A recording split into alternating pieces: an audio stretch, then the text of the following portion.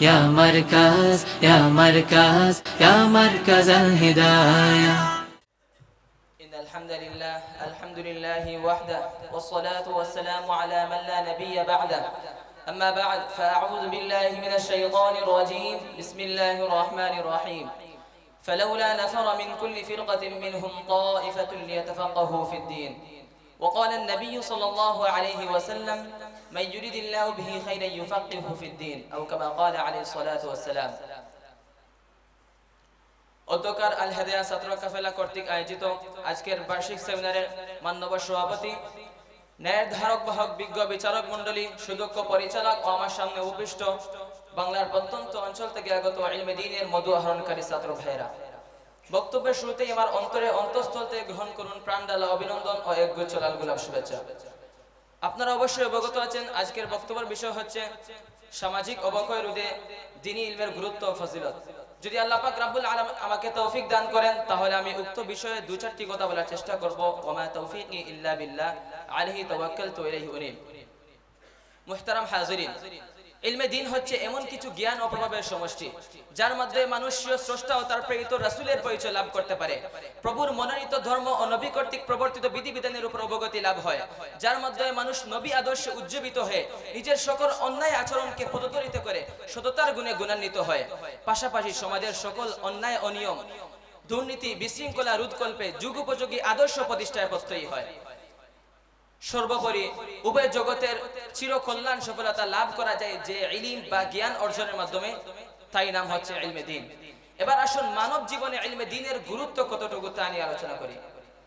সম্মানিত উপস্থিত, আশরাফুল মাখলুকাত তথা মানব জাতি অন্যান্য সকল সৃষ্ট জীবের উপর শ্রেষ্ঠত্ব লাভ করেছে এই ইলমে দ্বীনের মাধ্যমে, কারণ এরই মাধ্যমে মানুষ স্বীয় অন্তঃকরণকে পশুত্ব থেকে পবিত্র করে মানবীয় গুণাবলী অর্জন করতে সক্ষম হয়।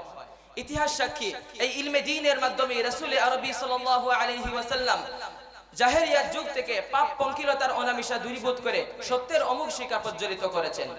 পরবর্তীতে সাহাবায়ে কেরাম রাদিয়াল্লাহু আনহুম আজমাইন এই ইলমে দ্বীনের মাধ্যমে পৃথিবীর সমস্ত পরাশক্তিকে পরাভূত করে বিজয় পতাকা উড্ডীন করেছেন।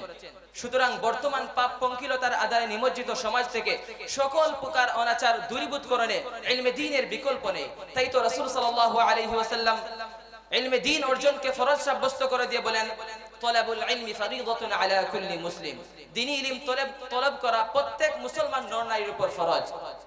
ইলম পিপাসু বন্ধুরা আমার, আল্লাহ পাক রব্বুল আলামিন মানব জাতিকে সৃষ্টি করেছেন একমাত্র তার ইবাদতের জন্য। কাজেই কোন কাজটি তার ইবাদত আর কোন কাজটি তার ইবাদত নয়, এটি জানতে হলো ইলমের প্রয়োজন।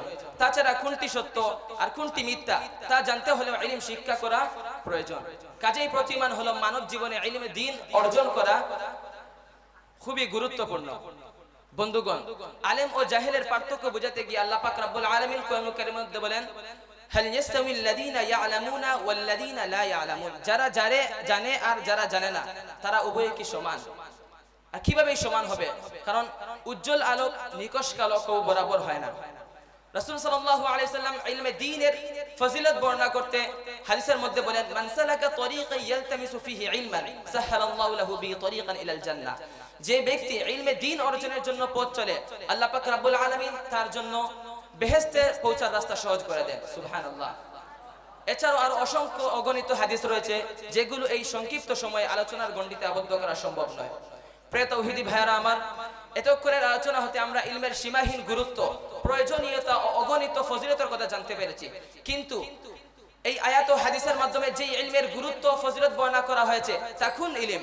এটা কি সেই ইলম যা কেবলমাত্র পার্থিব জীবনে সামান্য উপকৃত হওয়া যায়, কিছু অর্থ সম্পদের অধিকারী হওয়া যায়, কিন্তু দিন আখিরাত ও পরকালের কোনো কাজে আসে না? এটা কি সেই ইলম যা শিক্ষার্থী নীতি নৈতিকতার অবক্ষয় রোধ করতে পারে না?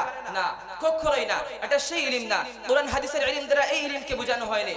বর্তমান ইহুদি খ্রিস্টানদের তৈরি কারিকুলাম অনুযায়ী আমাদের সমাজের স্কুল কলেজ ইউনিভার্সিটিগুলোতে চলমান শিক্ষার কথা বলা হয়নি, বরং কোরআন হাদিসের ইলম দ্বারা ওই শিক্ষাকে বোঝানো হয়েছে যার মাধ্যমে নিজের স্রষ্টার পরিচয় পাওয়া যায়, সৃষ্টিকর্তার পক্ষ থেকে দেয়া নির্দেশ সম্পর্কে অবগত হওয়া যায়, সর্বোপরি দ্বীন ইসলামের প্রয়োজনীয় বিধিবিধান সম্পর্কে যথেষ্ট জ্ঞান অর্জন করা যায়। আর এই শিক্ষা পাওয়া যায় একমাত্র দ্বীনি ইলম অর্জন করার মাধ্যমে। তাই পরিশেষে বলবো, ওহে বাংলার দামাল ছেলেরা, বর্তমান অবক্ষয় ও ঘুরে ধরা সমাজের পতন রোধ করতে হলে আমাদেরকে কোরআন হাদিসের লব্ধ ইসলামী শিক্ষার প্রতি মনোনিবেশ করতে হবে, ইসলামী জ্ঞান অর্জন করে সমাজে তার প্রচার প্রসার ঘটাতে হবে। আল্লাহ পাক রব্বুল আলামিন আমাদের সকলকে ইলমে দ্বীনের গুরুত্ব ও ফজিলত অনুধাবন করার তৌফিক দান করুন। আমিন ওয়া আখিরু দাওয়ানা আলহামদুলিল্লাহি রাব্বিল আলামিন। يا مركز يا مركز يا مركز الهداية تتفتح الأزهار من روضتك.